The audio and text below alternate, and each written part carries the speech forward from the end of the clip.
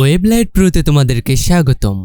আজকে web design এবং development টিউটোরিয়ালের প্রথম পর্ব। এই পর্বে আমরা এই টোটাল সিরিজের ইন্ট্রোডাকশন নিয়ে আলোচনা করব। আমি এই সিরিজটি কমপ্লিট করার জন্য ফ্রন্টেন্ডের জন্য HTML, CSS এবং JS ব্যবহার করব এবং ডেভেলপমেন্ট করার জন্য PHP এবং ডাটাবেস হিসাবে Mysql ব্যবহার করব। তোমরা যদি এই কয়টা জিনিস না জেনে থাকো তো অবশ্যই এইগুলো জেনে এসে তারপরে এই সিরিজটি কমপ্লিট করতে পারো।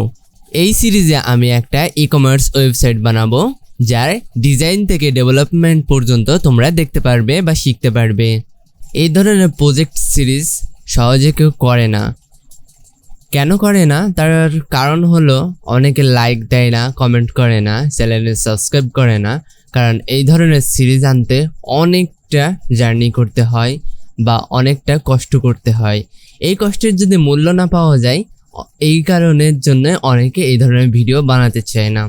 কিন্তু যদি এই ধরনের ভিডিওতে অনেক লাইক কমেন্ট পড়ে তাহলে দেখো অনেক ভালো ডেভেলপারই এই ধরনের ভিডিওগুলো বানানোর জন্য উৎসাহিত হয়। কিন্তু তোমরা তো কখনো লাইক কমেন্ট দিতে চাও না, ঠিক আছে?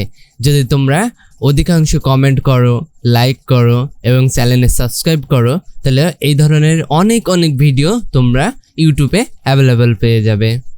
আমি আশা করি এই সিরিজটি বানাতে গিয়ে তোমরা অনেক সাপোর্ট করবে। আর হ্যাঁ, এই সিরিজটি কমপ্লিট করার জন্য আমি কোড এডিটর হিসাবে VS কোড ব্যবহার করব এবং ব্রাউজার হিসাবে অপেরা ব্রাউজার।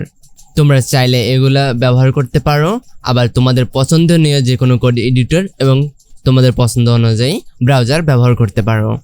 সিরিজটি চলাকালীন যদি তোমরা যে কোনো পর্বে আটকিয়ে যাও তাহলে সেই পর্বেই তোমরা কমেন্ট করে জানাবে আর আমি তার পরবর্তী পর্বে তার সলিউশন দেওয়ার চেষ্টা করব।